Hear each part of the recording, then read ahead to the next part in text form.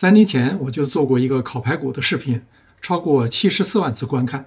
那個烤排骨確實已經達到了很高的水平，但生活嘛，總要折騰點新花樣才更有意思。這次我把思路徹底改變，不用老配方，不靠重口味，而是走一條酸甜果香的新路子。結果出爐的那一刻，我立刻決定把這個版本拍給你們看。這塊排骨被稱為 St. Louis Cut， 是 Spare Ribs 的規整版，位於豬的中下腹部，肉質均勻，並且脂肪含量適中。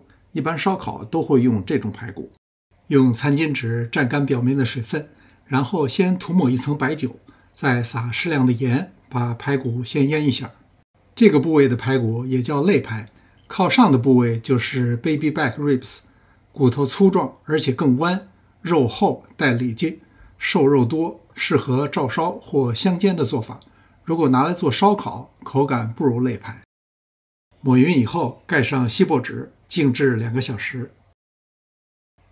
半顆蘋果去核切成塊，一顆小一點的洋蔥也切成塊，中等大小的西紅柿只用半個就可以，切成塊。再準備5瓣蒜，這些材料切多大塊都無所謂，只要適合打碎機打碎就可以。似乎做了一杯漂亮的飲料，不過這可不是為了喝的。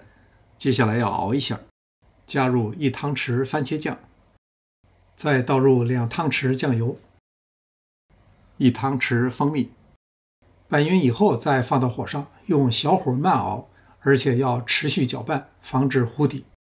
隨着水分不斷揮發，顏色也越來越接近棗紅色，不過質地還是比較軟，遠遠達不到黃醬那種濃稠的程度。做好以後放涼再用。如果表面淹出水，要把水分擦乾。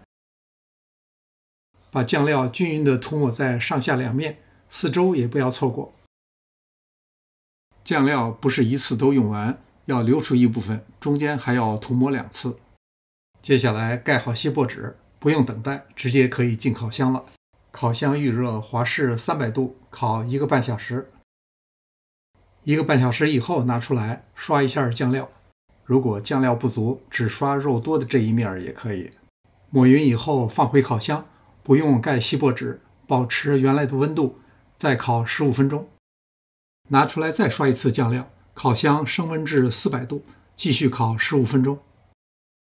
慢工出細活，只有經過這樣耐心的燒烤，才能夠達到多汁而又能脫骨的效果。這樣烤出來的排骨，既有肉的香味兒，又有果香酸甜的口感，嘗一口一定會嘖嘖稱奇。感謝您的觀看，臨走前別忘了點讚訂閱。這裡是上師廚房，我們下次再見。